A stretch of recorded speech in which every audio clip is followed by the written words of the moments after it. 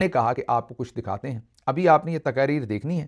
اس میں آپ نے نون لیگ کے ڈفرنٹ لوگوں کے چھوٹے چھوٹے کلپس ہیں جو جوڑ کے ایک پورا کلپ بنا ہوا ہے. آپ نے ذرا دیکھنا ہے کہ ان لوگوں کو کیا کچھ بنایا فیلڈ مارشل صاحب نے.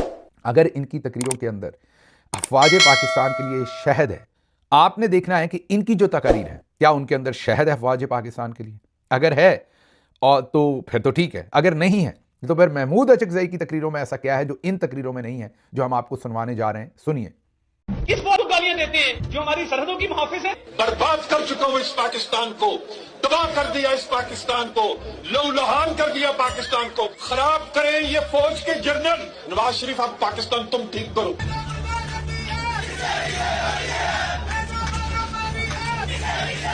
دفاع کے لیے 250 ارب رکھا گیا ہے جو بجٹ میں اس وقت ان کے ایلوکیشن ہوئی ہے، ان کے اوپر ان کا حق نہیں بنتا. لیکن آج بھی یہ پوری امپیونٹی کے ساتھ اپنا سینہ چوڑا کر کے ڈیفنس بجٹ کو کلیم کر رہے ہیں اور مانگ رہے ہیں قوم سے. کام کی ہڈیوں سے گوشت تک جو ہے انہوں نے نچوڑ لیا ہے اور اتار لیا ہے. 65 میں فیک وکٹری ڈکلیئر کی، وہ پوچھا آپ نے. انہوں نے سیاچین ہارا، آپ نے پوچھا ان سے.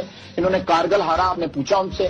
میں ڈی ایچ اے کے خلاف ہوں. میں سمجھتا ہوں کہ فوج کو پلاٹ نہیں بانٹنے چاہیے، جنرلوں کو پراپرٹی ڈیلر نہیں ہونا چاہیے. اس لیے تو میں ان کرداروں کا نام لیتا ہوں. جنرل باجوہ صاحب، آپ کو اس حکومت کی تمام ناکامیوں کا حساب دینا ہے. جنرل فیض صاحب، آپ کو جواب دینا ہے. کیوں آپ نے نواز شریف اور اس کی بیٹی مریم نواز کو جیل میں رکھنے کی درخواست کی؟ کیوں آپ نے اپنے حلف کی خلاف ورزی کی؟ اور ابھی نندن کی کیا بات کرتے ہیں؟ مجھے یاد ہے شاہ محمود قریشی صاحب اس میٹنگ میں تھے، چیف آف آرمی صاحب تشریف لائے، پیر کانپ رہے تھے، پسینے ماتھے پہ تھے. یہ تو کہانیاں یہ جرنیل بناتے ہیں نا، جب یہ گورنمنٹ توڑتے ہیں یا الیکٹڈ گورنمنٹ کو تہس نہس کرتے ہیں یا کسی پرائم منسٹر کو یا وزیر اعظم کو یہ گرفتار کرتے ہیں، تو پھر اس طرح کی کہانیاں ان کو بنائے بغیر پھر ان کا کام آگے چلتا نہیں ہے. ہم تو قبضہ گروپ سے قبضہ چھڑانا چاہتے ہیں. ہم تو چاہتے ہیں کہ یہ پاکستان پہ اس طرح سے ڈیموکریسی کو ڈیریل کرنے کا ان کو کوئی حق نہیں ہے. فوج کا کام ہے بیرکس میں رہنا، فوج کا کام ہے پاکستان کے فرنٹیئرز کو ڈیفینڈ کرنا، فوج کا کام ہے اپنے پروفیشنل معاملات کو دیکھنا. فوج کا کام ملک چلانا تو نہیں ہے نا. فوج کا یہ کام نہیں ہے کہ وہ پاکستان کے ایک الیکٹڈ پرائم منسٹر کو اریسٹ کر لیں اور اس کو جیلوں میں بند کر دیں، اس پہ جھوٹے مقدمے بنا دیں.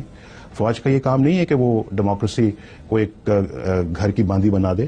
فوج کا یہ کام نہیں ہے کہ وہ آئے دن کانسٹیٹیوشن کو توڑ دے.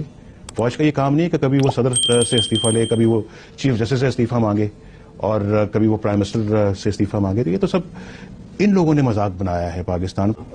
پاکستان تو مذاق نہیں ہے، ان جرنیلوں نے مذاق بنا دیا. جو ملک کو توڑنے والے ہیں، جو پاکستان کے آئین کو توڑنے والے ہیں، جو پارلیمنٹ کو توڑنے والے ہیں، جو آج عدلیہ کے ساتھ جو سلوک کر رہے ہیں، جو پاکستان کے اداروں کو توڑ رہے ہیں، جو پاکستان کی جڑوں کو کاٹ رہے ہیں، میں ان سے بات کر لوں، ان سے ڈیل کر لوں، ان سے میں سودے بازی کروں؟ میں یہ سمجھتا ہوں کہ آپ مجھے یہ بتائیے کہ جب مشرقی پاکستان ٹوٹا تو کون پاکستان کا حکمران تھا؟ فوجی ٹولہ. اس نے پاکستان توڑا. کیا کسی نے آج تک قوم سے معافی مانگی؟ کیا کسی نے کہا کہ جناب ہم قوم سے شرمندہ ہیں؟ کسی نے کہا کہ جناب ہم نے مشرقی پاکستان کے عوام کا مینڈیٹ تسلیم نہیں کیا اور اپنی من مرضی کی ہے اور ملک توڑ دیا ہے؟ اور ملک توڑنے والے دیکھیں آپ، ستم ظریفی یہ ہے کہ ملک توڑنے والے فوجی جرنیل، ان کی لاشوں کو پاکستان کے جھنڈوں میں لپیٹ کر ان کو دفنایا گیا. اور مجھے آپ یہ بتائیے کہ میں کس بات پہ ڈیل کروں جناب؟ تو مجھے بتائیں کہ فوجی جرنیل جو شب خون مارتے ہیں، جو مارشل لاء لگاتے ہیں، یہ کون ہے؟